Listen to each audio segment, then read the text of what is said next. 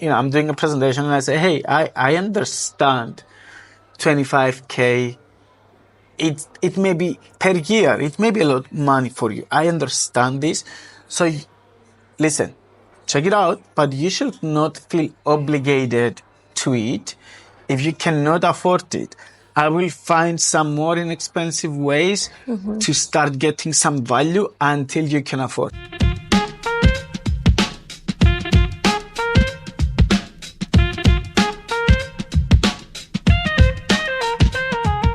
Hello guys, and welcome again to Vibes and Dollars.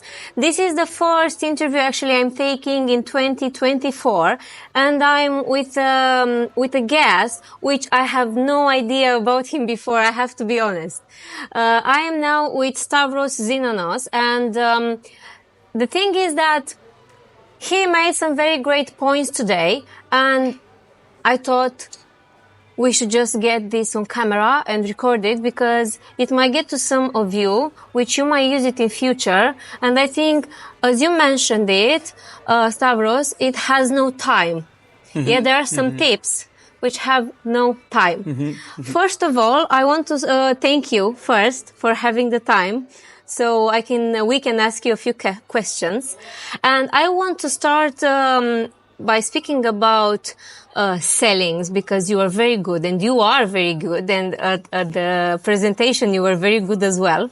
And I would like to start by asking you, which are the most important objectives and biggest and most used objectives the people are facing on clients, entrepreneurs, or... Yeah, that's a great question. And first of all, thank you for having me in Vibes and Dollars. I love the title. Amazing. So thank you for having me, and thank you for having me as the first interview of 2024. It's an honor. I have to say to people that I'm in sales for almost 20 years right now. Wow. Maybe a little bit more than 20 years. I got a little bit old.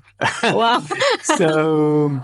Early in the beginning of my career, I realized that I love sales. I love closing. I said before in our training event here that people that they are not willing to learn sales, they will die broke. Because sales, you are not using them only when you want to sell something. Sales is something deeper than that. You may want to sell an opinion, an idea. You have a conversation with your wife, with your kids. I'm always using those techniques. I have two kids. The one is 9 years and the other is 5 years old. And I'm always using the optional questions, which means I want them to go and sleep at 8 o'clock, right? But kids, if you say to a kid, hey, go sleep at 8, they will disagree. They will argue. They will say no. So I'm always giving them options. If I said to my son, hey, go sleep right now, he's going to say no. If I said to him, hey, baby, you want to sleep right now or you want to go in 10 minutes? Guess what he's going to say? He's going to choose 10 minutes. And sales is an art that you should master. I'm always looking to connect. If I want to make a sale, that's my number one rule. I have seen other salespeople. They try to say how good the product is, how good the service is. They try to edify and build up what they are selling. My number one rule is to connect. It's not to talk about my product, but it's to connect, because I know no one is going to let me touch his pocket if I cannot touch their heart first. So I always want to connect. Now, when it comes on objections and why people they are not going to buy something, first reason why people will say no to you is because they don't like you. That's the number one reason why they say yes to you, is because they like you or they want to be like you. Either because they like you or they want to be like you. So when I'm hearing objections like, I don't have the money, I want to think about it, give me some time. These are the classic ones, yeah? Yeah, those are the classic ones in anything you sell. Either I don't have the money, it's too expensive, I want to think about it, that's the main one, I think. Or just give me some time, let me go and ask my wife, let me go and ask my husband. Those are the classic objections. And people are trying to solve the issue by answering the objection. I know I'm going to solve the issue by connecting and then answering the objection. And how do I answer the objection? That's my second rule when it comes on sales, which is lead by questions. I know if I say it, they doubt it. But if they say it, if I lead with questions and they say it, they buy it. Let's do an example now. Yeah, You would sell me absolutely. something. I don't know. I don't even know what you're selling apart from coaching, maybe.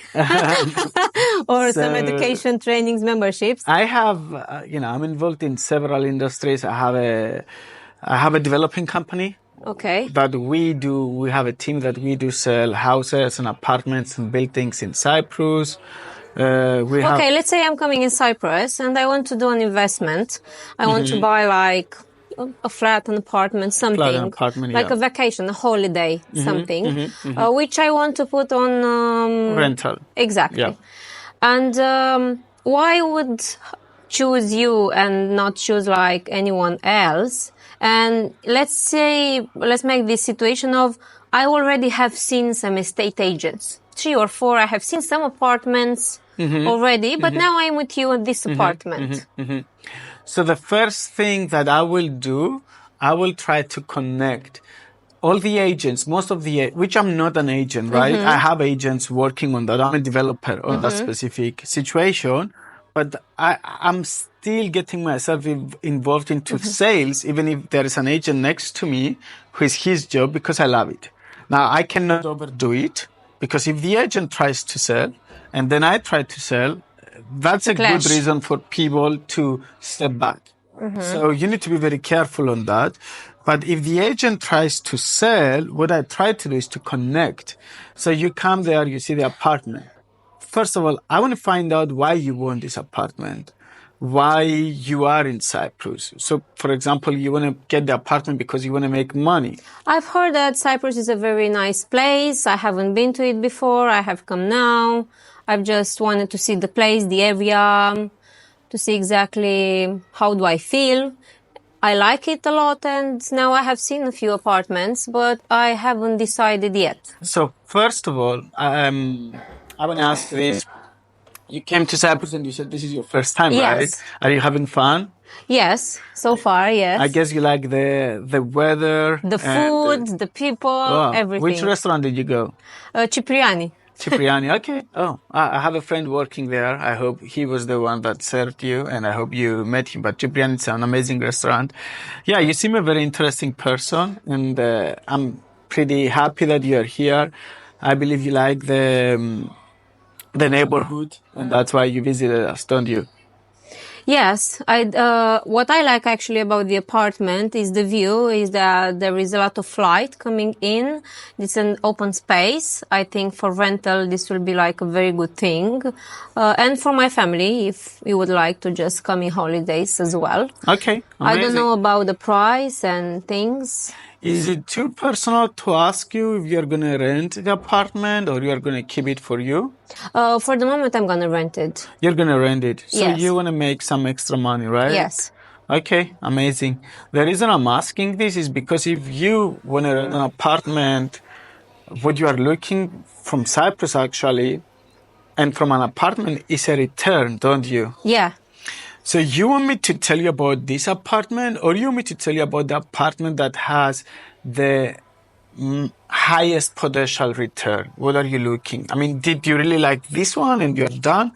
Or I can tell you something better than this, which can give you more return. Are you interested for that, or just if it's within the budget, then of course. Okay. I am open to some suggestions. If you have some, most probably you know better than me what are the best places or area. Okay, I like that. So that apartment, which obviously we heard the price is 300K, that's your budget, right? Yes. Can you go over and above that, below? I mean, that's your budget. That's how much. We prefer it just to keep it as it is, because we know we'll just have to invest more maybe. Okay, later on. Okay, so I have the one on the floor below this one, which you can get for 295 instead of 300, which is 5K less. But I'm not sure for the percentage you're looking for. The one on the first floor has a better percentage than this one. What's the actual percentage of return you are looking for? Honestly, I don't know because we're new in this and we haven't done this before. We're just trying to make an investment with a return. We are not doing any kind of Okay. agency so far So you or didn't. investments. So you didn't do any research, or I mean, you didn't really study what return you want to have on apartments, right? We just want to get something back from the money we are paying for. Okay. So I will tell you this: the one which is 300K, which is the one that you like, doesn't have any interest right now from anyone which is willing to buy right now. Okay. But this one, because of the square meters and the way we designed it, I can tell you that my calculations, it will be able to give you a return between 6 to 7%. Okay. The other one on the second floor, which is one floor below, I'm telling you right now, without any exaggeration, that can give you a percentage between 8 to 10% yearly, which is pretty amazing for real estate. But there is one problem. I have somebody who promised me to give me a deposit in actually 4 days from now. That's the only issue. Of course, I'm not committed to anything if somebody comes earlier because he's willing to give me a deposit in 4 days. Is there a huge difference price? It's even cheaper than the one that you want to buy. It's in your budget. It's $295. And the other one is 300K. So you are saving 5K here and you're getting a better return. Now, that's not a big deal. If you get the other one for 300K, obviously you don't need to give a deposit right now. But if you want this one, I prefer to have somebody like you, a beautiful girl in our apartment, owning the apartment, than the other person and just keep So this you between already us. sold me an apartment I don't have the money for. And we are not even in Cyprus. Yeah. Yeah. So I just You just made me imagining it like having the image in my head. And I want to teach what I did here because some people, they see this consciously and some consciously, which there are two main motivators in the world, which is fear of loss and gain of pleasure.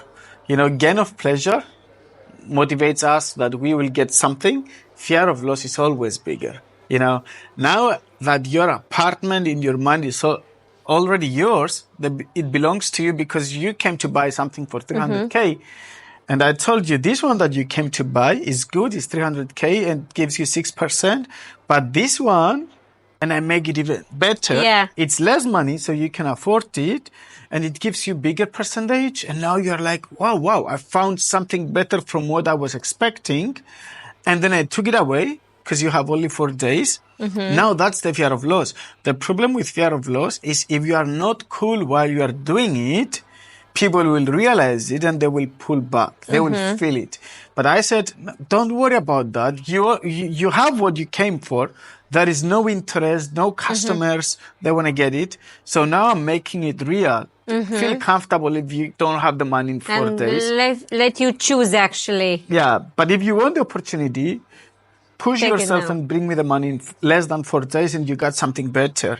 So now I use the fear of loss without making you feel uncomfortable. That's a big thing with fear of loss. And by being gentle. Also, at the beginning, I tried to connect. I said, why you are in Cyprus? Where did you have dinner? I know a friend. I started the conversation without selling anything because I wanted to connect.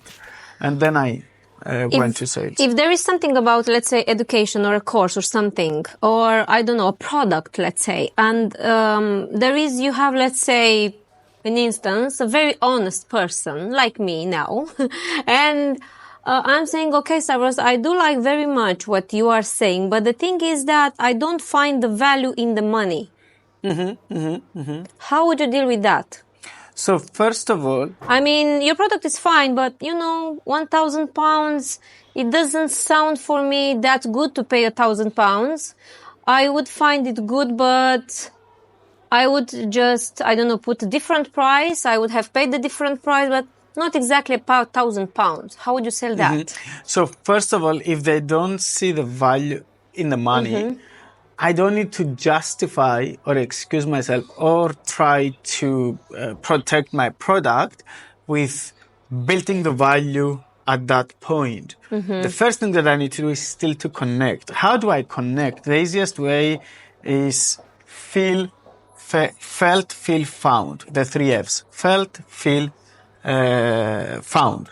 So I can say, hey, I completely understand you, because I was in a seminar and I felt the same way when they tried to sell me a mastermind package for 100K yearly. So I felt the same way that you are feeling right now. Felt, feel. But let me tell you what I found. Can I tell you what I found? Yeah, please. So now I'm connecting and I'm telling her my story, and I try to connect. So I told her what she's feeling is not wrong, because I felt the same way. And now I will tell her what I found. And I found out that when I bought that mastermind back in the day, I had the skills that I could only make 20K per month, and 100K for me to have a membership on educational system was too expensive. But after I learned some mistake, I learned some new skills, which I found I didn't know. And I learned some new skills specifically about sales. I went to 120K per month, and I found out that something that I was believing is too expensive for me to do. At some point, I found out that it was too expensive not to do. So I'm not saying it's going to be the same case. So now I'm taking it away. I shared the story and I'm taking it back. I'm not saying it was going to be the same. It's going to be the same case. But I understand 1,000 euros is too much money for you. That's why you don't see the value. Isn't it? Yeah, most probably. Yeah, because just 2 questions, because we don't have much time left now. Just 2 questions. One thing you have mentioned is that when we are selling ourselves. The people are buying us. Yeah. Yes? Give me 3 major factors we can build so that people can like us. I mean, not everyone, obviously, not all of them will like us, but what will be the best 3 things to do in order to make them see us or be likable? Yeah. So I will give you the 3 major factors. The first one, I will continue because I will continue our previous conversation by giving you that, because I want to show how you make that sale of 1,000 euros. Yes. So when I said, I understand it's too much for you, the 1,000 euros, I don't want to offend her. So this is the next thing I will say. If you lose 1,000 euros today, will you remember this in 10 years from now? 99% of the people, they will say no. I will say, if you pay 1,000 euros, will you remember it in 10 years from now? That's a good question. And many people, they will say no. And I will say, okay, if you don't put the 1,000 euros right now, when you hear that Michael put the 1,000 euros right now, and he increased his income through our coaching session 10x in his first year, will you remember this for 10 years, that you didn't pay 1,000 euros? Yes. And she will say yes. And then I will say, I want to help you more than I want to help Michael. So do you trust me? That's a question. Do you like me? Maybe people don't trust you because they don't know you. I could say, do you like me? So that's one thing. Something that I usually do when I want to get people to connect with me, I tell them how I feel about them. That's very important. And I know some of you right now, you are watching this and you are thinking, he just met that person 5 minutes ago. So how does he has any feelings about him? You do have feelings from the first second you meet somebody. First second, vibes. So try to see the good. That's something from Jim Rohn. He said his life changed when he was looking to find what's good in other people rather than what he doesn't like in other people. So try to see the good. For example, if I like your hair, from the first second I will say, I love your hair. If I like your outfit, I will say, I love your outfit. So then when it comes on sales, I will say, hey, listen, I know that we just met 5 minutes ago, but I have to say this. I want to do business with you because I like you. And here is a question I have. I know we met 5 minutes ago, but please answer me honestly. Do you like me the way I do? You already made me laugh before answering the question, because you made it like sound, and you made sure I will get your vibe. Yeah, absolutely. People talk about products, but they don't make it personal. I do make it personal sales. If I call somebody and I say, hey, I have something for you, and they say, I'm not interested, I will say, if it was you calling me to tell me about something, I will come immediately because I trust you and I like you as a person. Hey, answer me honestly.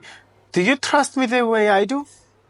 No. If they say yes, that means I have the meeting. If they say yes, that means they're giving me the opportunity to sell.